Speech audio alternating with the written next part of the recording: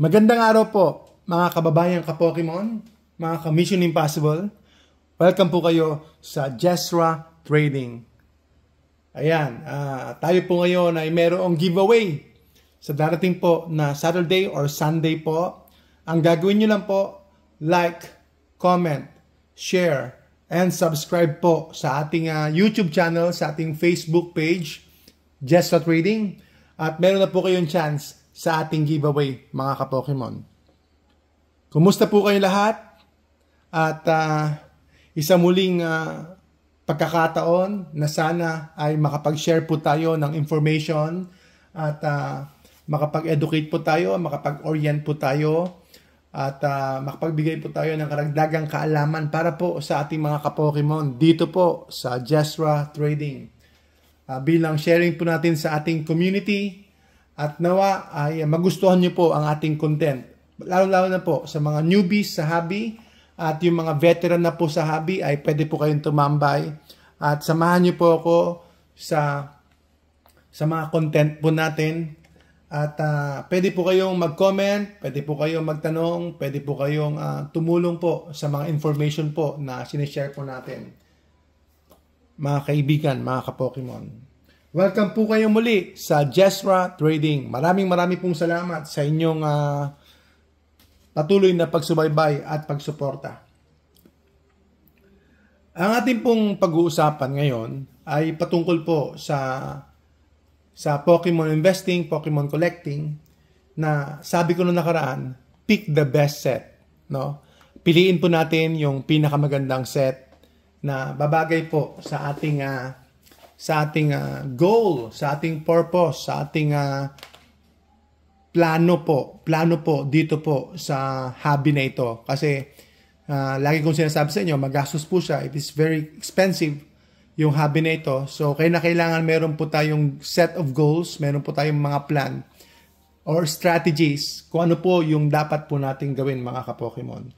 So pick the best set na sa tingin nyo mayroong potential over time, over the years, in the long run, around 3 years or more, depende po talaga sa goal po ninyo, mga ka-Pokemon. So there are so many ways para tayo po ay kumita, para kayo po ay kumita at mag-appreciate po yung inyong mga collection.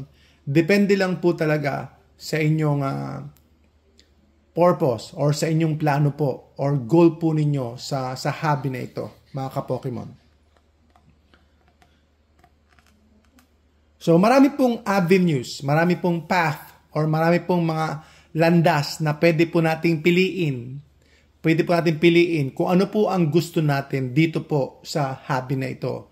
At ako po ay magsasabi ng ilan at pwede po kayong maging hybrid, pwede po kayong bagong pamamaraan o kaya bagong style, magkaroon kayo ng sariling estratehiya,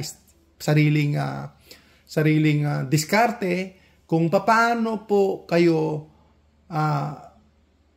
maging consistent at makapagpatuloy sa hobby na ito, mga ka-Pokemon.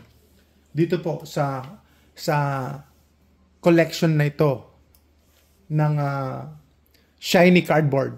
Ayan. Papel lang po ito. So, very important po na ang gagamitin natin dito as much as possible yung tinatawag po nating disposable income. After ng basic needs, after ng essentials, after ng mga utilities, o kaya yung mga pag-aaral ng ating mga anak, then that's the time na you can spend your extra money or extra income dito po sa mga collectible na ito.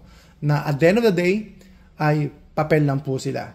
So, yan po ang general advice po natin sa ating mga kababayan para naman ma-educate po tayo lahat at hindi po tayo basta padalos-dalos sa mga desisyon po natin at sa pagbili po natin na hindi po tayo ma-attract at ma-tempt, matukso po sa mga bagay na ito porque ba kumikintab-kintab po sila.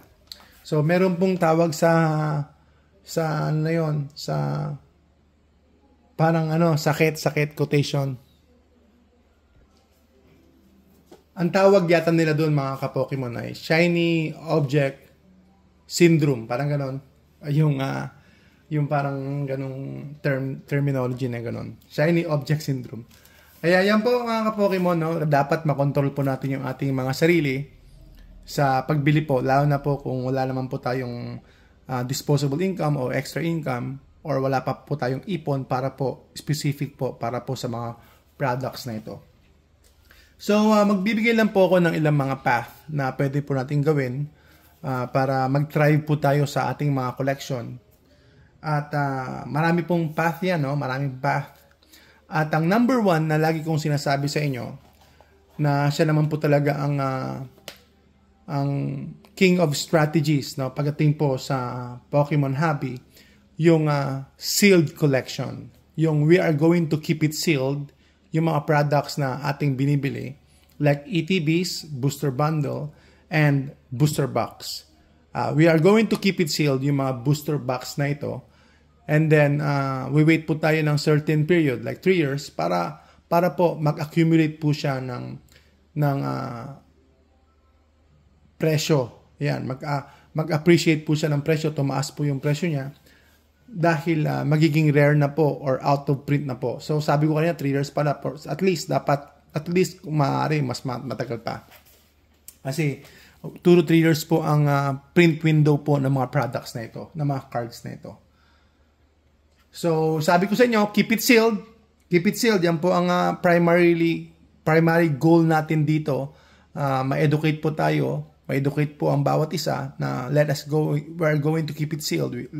We are going to keep it in the plastic, no? Na hindi po natin sila bubuksan hanggang kaya po natin. So, pwede pong strategy na bumili kayo ng 3 items. Halimbawa, tatlong ETB po ng Scarlet and Violet, ito pong base set, 3 ganyan, tapos buksan nyo yung isa, ganon, tapos iwan nyo yung dalawa, gaya po ng sinabi ko sa ibang mga records natin, or pwede nyo buksan yung dalawa, kung talagang gusto nyo po yung buksan, kasi alam nyo naman po itong mga packs na ito, ang central ng fun at enjoyment ay nandoon po sa pag-o-open ng packs, no? Nandoon po yung fun factor, andun po yung thrill, andun po yung pleasure natin, yung tayo po ay nag-open ng packs at makikita po natin, makukuha po natin yung chase card.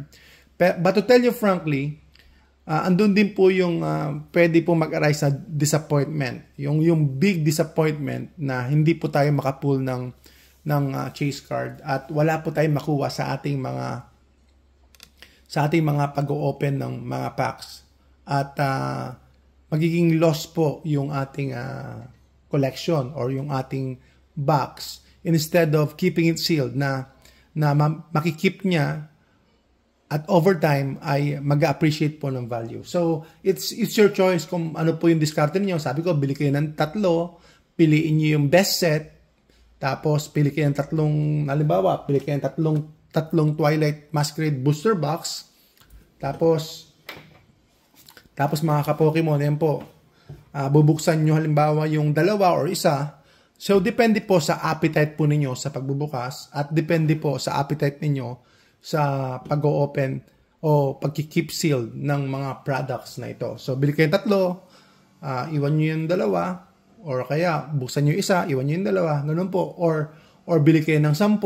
Depende po sa income ninyo, depende po sa budget po ninyo, depende po sa capability po ninyo, at saka sa talagang yung desire po ninyo, appetite po ninyo, goal po ninyo. Kung gagawin nyo po talaga siyang investment vehicle, then the more, the merrier. Kung gagawin nyo po siyang investment vehicle, kasi marami na po kayong investment, may business na po kayo, meron na po kayong mga lupa, then probably, no, you need to buy more of the best set that are close to MSRP. As much as possible below MSRP or close to MSRP po, mga ka-Pokemon.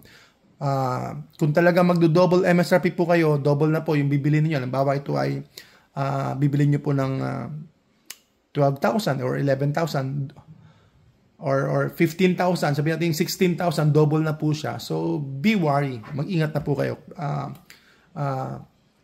Buy with caution. Buy with caution, mga ka-Pokemon. Marami pong avenues na pwede po nating piliin or path kung ano po ang gusto natin. Pwede po tayong single cards. Single cards po, mag-open tayo ng pack, so bukas lang tayo ng bukas. Tapos, ayun, pwedeng ganun, mag-master set po tayo. Tapos ibebenta po natin yung master set. Hindi po tayo magko-collection, kundi magma-master set lang tayo, tapos ibebenta natin, o re-resell natin yung master set. Hindi ko alam kung ano po ang resale value ng mga yon, pero meron din po silang premium, no? Especially po kung desirable po yung set, like 151. Kung desirable po yung set, then gagawin mo ito sa pinakaunang bahagi sa paglabas po ng products. Siguro, wag naman sa unang araw. Magpaliban po kayo ng ilang mga linggo. So, depende lang po talaga. Hindi ko rin po alam. No? Hindi ko rin po alam yung sakto. Kasi, like for example, ito yung nangyayari po ngayon na trend at yung FOMO ngayon sa Surging Sparks and Prismatic Evolution, sobrang nagbabago na po yung hobby na ito. So, hindi ko rin po alam for sure kung paano tayo mag-a-advise sa ganung aspeto. Pero isa rin po siyang avenue, yung pagmamaster set or pagbili po ng single cards. Pinakamadali or pinaka easier path kung magmamaster card tayo. Ay, mamaster set, sorry, master ball, parang master ball tuloy. Kung magmamaster set po tayo, para sa akin, ang cheapest siguro, no? Or pinakamadali, ay buy singles na lang po. Buy singles. Buy singles po kayo kasi mas mapapamura kayo at mas mapapabilis in a way, or makipag-usap kayo sa akin or sa mga seller dyan, sa mga contact ninyo, sa network ninyo, na pwede kayong tulungan kung sila po ay lagi nagbubukas. Like for us, no, lagi rin po kami nagbubukas. Depende po sa mga set, no. At first talaga nagbubukas po kami, marami po kami binubuksan, ilang booster boxes din. So marami kaming extra cards. So pwede nyo kaming kontakin or kahit sino mga kakilala nyo, kaibigan niyo sa hobby na ito, ka-network po ninyo, then pwede po kayong makipag-usap para makakuha po kayo ng mga duplicates nila. So mas maganda pong bumili ng singles. Mas makakamura po kayo. So, yun po yung isa sa mga path, single cards, pero syempre, okay, master set. Yung singles naman po, bibili ka yung pipiliin mo yung mga cards na desirable, yung mga in demand, kung talagang specific singles po ang gusto niyo. I think may potential po doon sa market na yon, no? Doon po sa strategy na yon, may potential po. Pipiliin niyo lang po talaga, bibiliin niyo lang po talaga in bulk, no, in numbers, in great numbers, yung mga single cards na yon na popular. And I've done it before at possible po siya. Kung yun po talaga yung path na gusto nyo, bumili kayo ng singles, no, around 20, 30, depende po kung ano po yung appetite po ninyo at ano po yung available funds ninyo. At depende po kung anong mga cards yon. So, we are going to start with popular Pokemon. Of course, Charizard. Kung tatanungin nyo, Charizard, Blastoise, Gengar. Yan, Gengar actually is always out of stock. Sa experience ko po, Gengar is always out of stock. So, everything Gengar, all Gengar, yung mga magagandang mga cards. Ako, actually, gusto ko yung Ghastly. Lately, Ghastly talaga ang gusto ko. At tama ko, tumaas po yung presyo ng Ghastly. Yung sa ano po yun, Temporal Forces Ghastly. Yung po yung nabanggit ko noong nakaraan. So, pwede pong gawin yon. Ngayon, sinusubukan ko lang sa Skarmory. Sinusubukan ko yung sa Surging Sparks, yung IR doon. Tapos, ano po ba?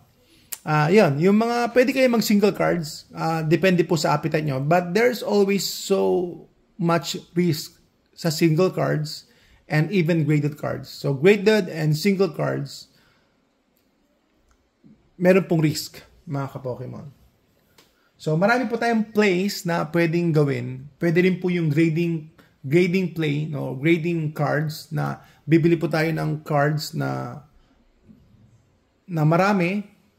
na may potential po na pwedeng ipag-grade. So, ganun din po yun, no? Dapat piliin po ninyo yung popular Pokemon, famous Pokemon character. Kasi kung basta makabili lang po kayo, and that's gonna be, that's gonna be some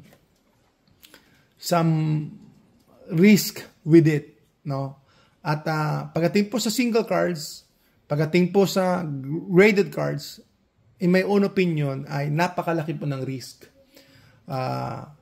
Napakalaki po ng risk. If no risk, no reward, di ba? So, kung malaki po yung risk, then possibly na mas malaki rin po yung reward dahil ang laki po ng risk. Anong bibili natin? PSA 9 or PSA 10? It all depends sa available na budget at it all depends sa diskarte na lang. But it's going to be trial and error in your part. But basically, syempre, kung talagang deep pockets, no? Marami po tayong budget, then PSA 10 will be the best choice. Pero sa tingin ko here in the Philippines, doon tayo sa PSA 9. Kasi mas marami yung mga ka-Pokemon natin, yung mga taong papasok sa hobby na ito na limited lang po yung budget. So we have to cater for them. Kasi mas maraming tao yon. Meron din bibili ng mga mahal, pero hindi po ganun karami yung bibili. So, yung market natin, pag tumataas po yung product, mga ka-Pokemon, mas lalo po siyang limited lang po ang mga kabili. So, mas mahirap po siyang ibenta. So, ang alam ko, no, mas mabilis ibenta yung mga less than 1,000, based po sa experience natin.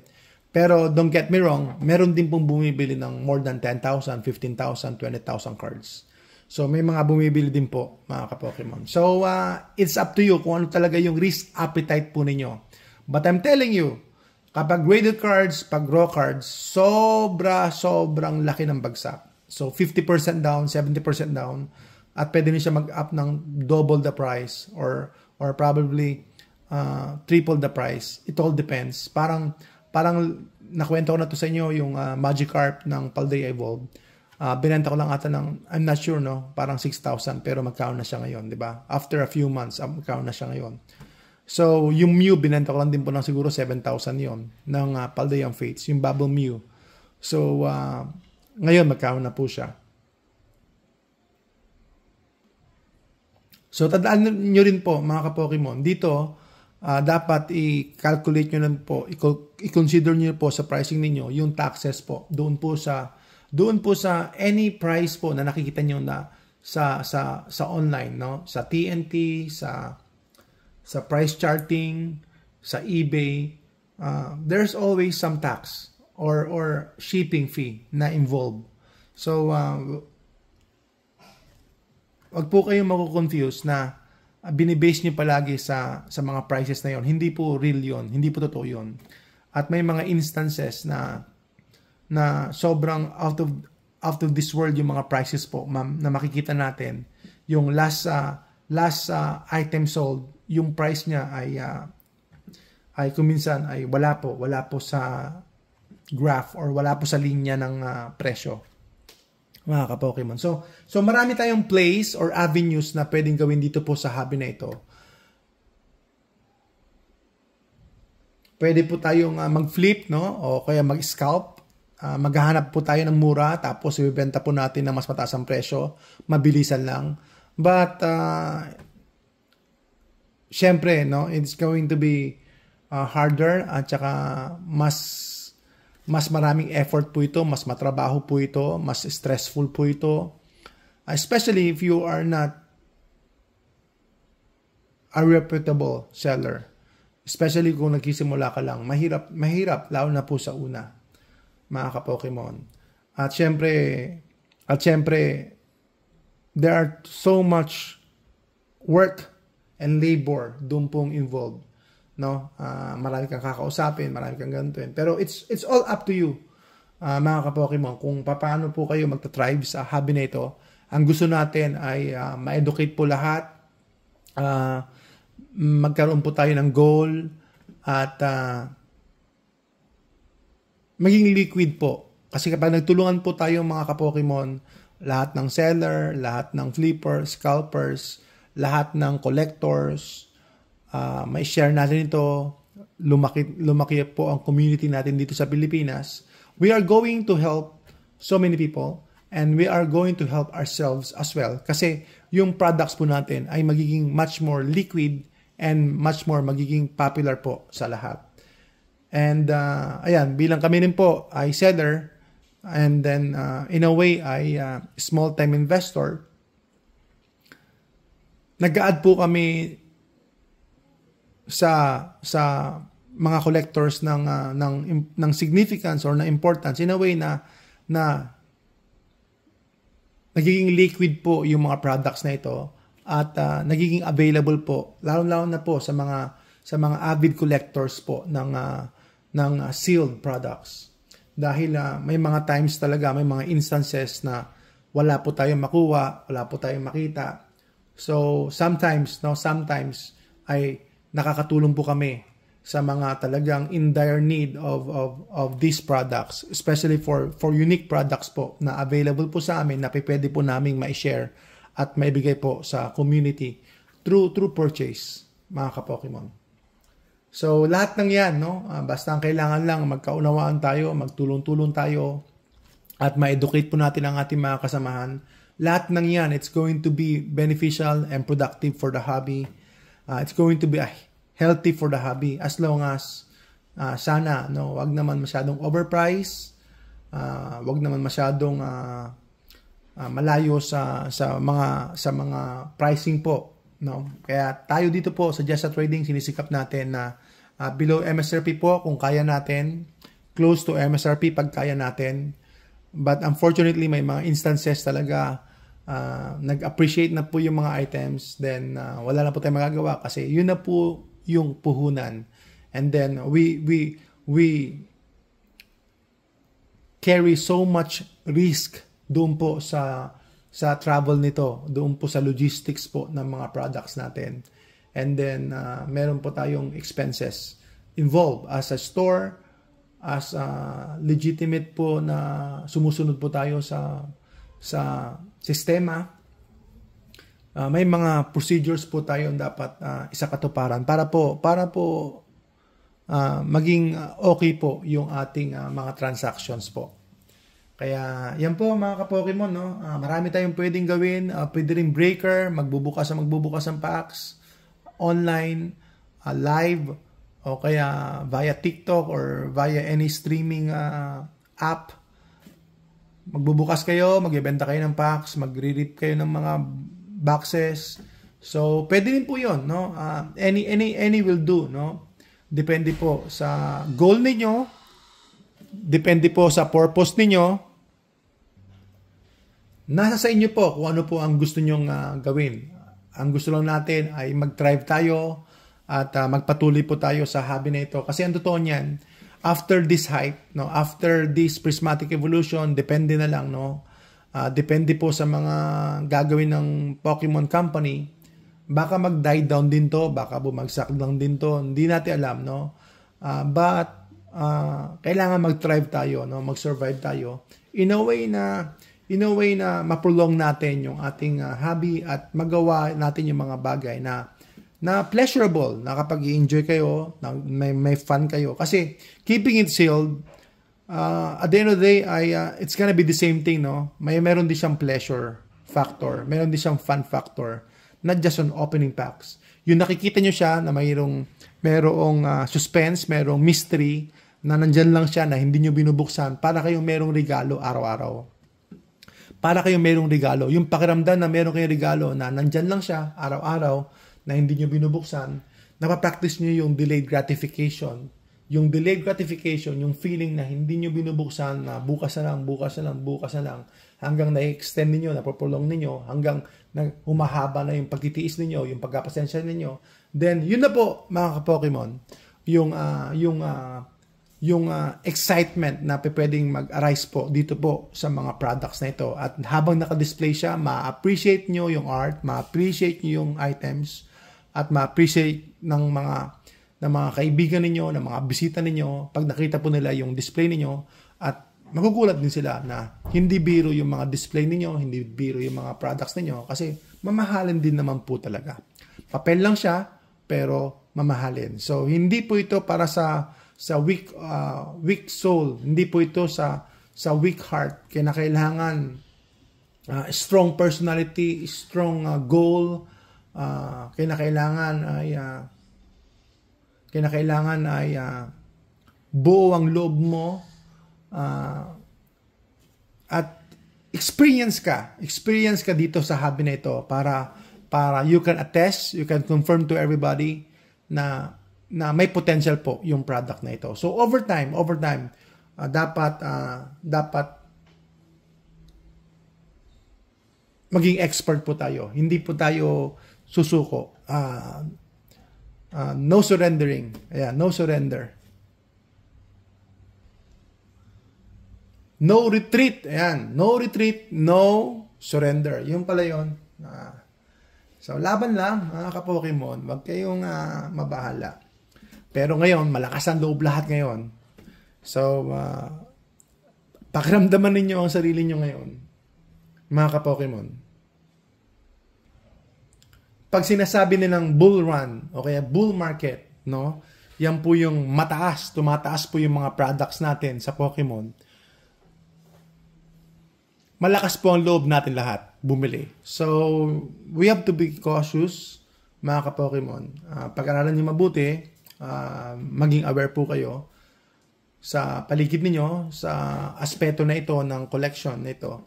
Pag bull run po talaga, pag bull market, malakas ang loob lahat. Pag bear market, takot lahat. Mahina ang loob lahat. So, yun po yung sinasabi ko. So, ang totoo niyan, siguro kapag talagang mahina ang loob nyo talaga, nadala lang kayo ng trending, nadala lang kayo ng FOMO, nadala lang kayo ng emosyon ninyo, then magkikwit lang din kayo sa hobby na ito. Magkikwit lang din po kayo sa hobby na ito. Hindi po kayo magka-thrive. Mahihirapan lang din po kayo. Kaya, ang gusto natin ay positive experience for everybody. As much as possible ay maging good yung experience po ninyo sa inyong collecting po ng Pokemon cards. At sana matulungan namin kayo, matulungan ko kayo. Sana you could learn a thing or two dito po sa mga message po natin. At kung na-appreciate niyo po kami, like niyo po, subscribe po kayo sa amin. Yung inyong heart, yung inyong pagla-like sa amin ay maliit na bagay lang, pindot-pindot lang yan, pero sa amin po ay napakalaki. Lalo na po, Mission Impossible po tayo, medyo nahihirapan din po kami, kakapagod din, so halos susuko rin, pero yung tuloy lang ang laban. Basta may mga supporters, no? Basta may nagda-like, may nagsa-subscribe, may nag-share, ay masaya na po kami. So malaking bagay po sa amin yan, sa puso namin. Kaya yan po mga ka-Pokemon, no? Mga ka-Mission Impossible, welcome po kayo sa Jesra Trading at maraming salamat po sa inyong pagsusubaybay. Maraming salamat po. At pagpalain kayo ng ating pong may kapal.